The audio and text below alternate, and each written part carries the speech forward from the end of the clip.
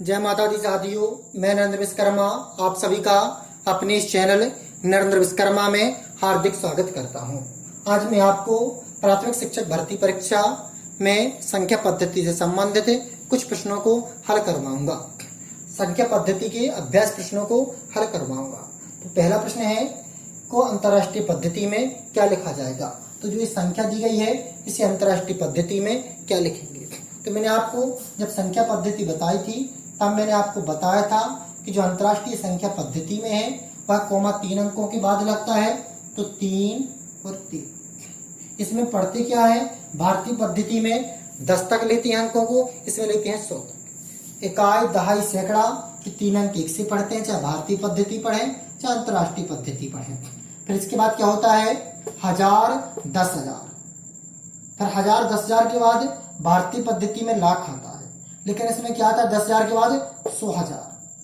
Million, 10 million, 100 billion. फिर इसके बाद बिलियन, 10 बिलियन, 100 बिलियन।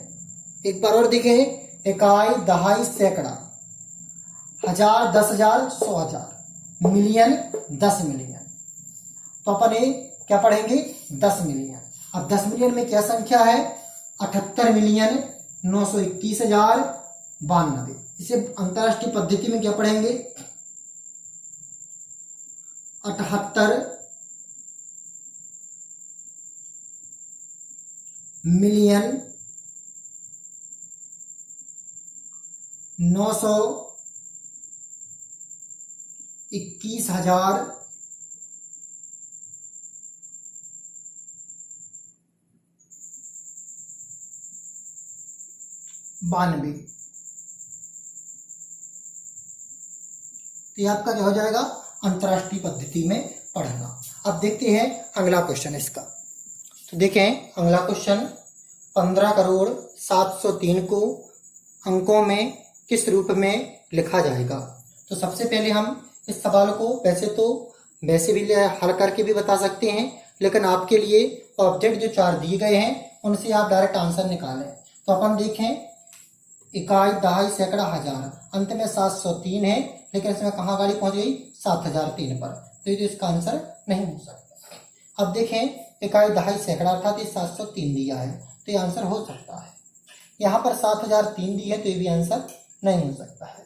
इसमें 703 अंत में दिए हैं, तो या तो ये आंसर होगा या ये आंसर होगा। तब हम क्या करें वैसे आंसर टिक करने के लिए इसकी इकाई, दहाई कंप्लीट कर ले। तो देखें इकाई, दहाई, सैकड़ा, 1000, 10,000, लाख, 10 लाख।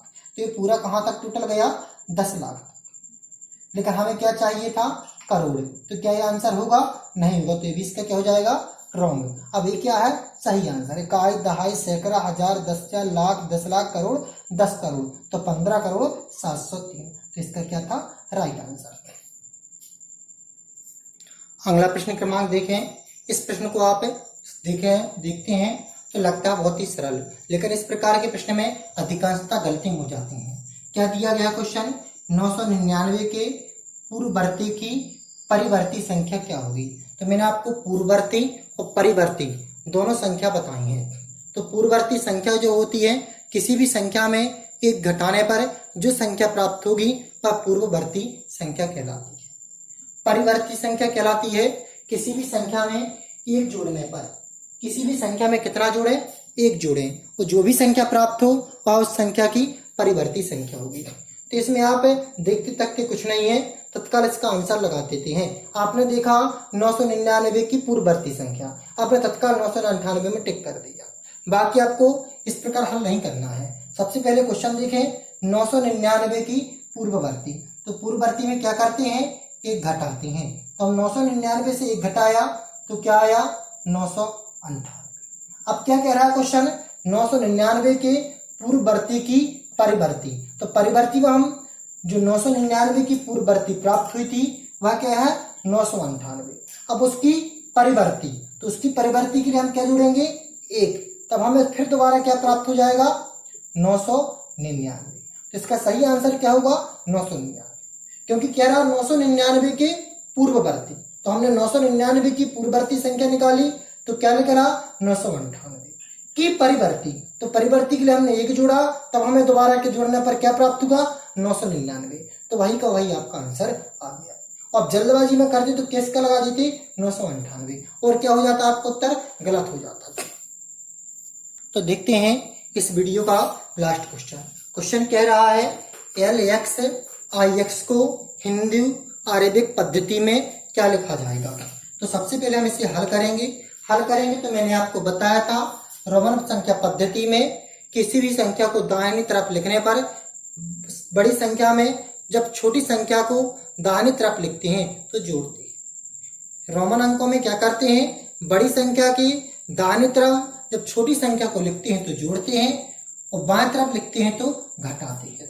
तो देखें ये लिखा है आपका LXIX, L का मान क्या होता है 50, दाएं ओर लिखा है तो इसमें 10 क्या कर देंगे जोड़ देंगे।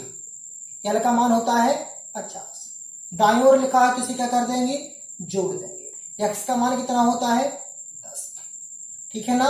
अब इतना तो मान क्लियर हो गया। अब इसके बाद आगे बढ़ते हैं, अब इस मान को प्राप्त करें। तो x का मान हमने क्या बताया था 10। अब इस x के बाईं ओर i लिखी है तो इसे क्या कर देंगे बड़ी संख्या से एक घटा देंगे तो क्या प्राप्त होगा 9। तब क्या प्राप्त होगा देखते हैं इस प्रकार का। हमने आपको बताया था रोमन पद्धति में कि जब बड़ी संख्या के दाईं ओर छोटी संख्या को लिखेंगे तो जोड़ेंगे, बाईं ओर लिखेंगे तो घटाएंगे। तो L बड़ी है x छोटी है, तो L के दाईं ओर लिखा तो हमने 10 जोड़ दिया और इसमें I बाईं ओर लिखी थी तो क्या कर दिया घटा दिया। तो 50 में से 10 जोड़ा तो कितना प्राप्त होगा 60 है, तो 10 में से 1 गया तो 9, तो टोटल क्या हो गया आपका 69। क्या आंसर आ गया आपका 69। अब इसी प्रकार ऐसा भी आ सकता है कि LXXX का मान क्या होगा। तो ये दाएं ओर लिखा तो 3x को जोड़ देंगे तो क्या हो जाएगा 80। तो इस प्रकार आप क्या लगा सकते हैं आंसर में टिक लगा सकते हैं। तो सही आंसर क्या है इसका 69। जय माता दी साथियों। अगले के 5 क्वेश्चन आप अगले पार्ट में देखिए।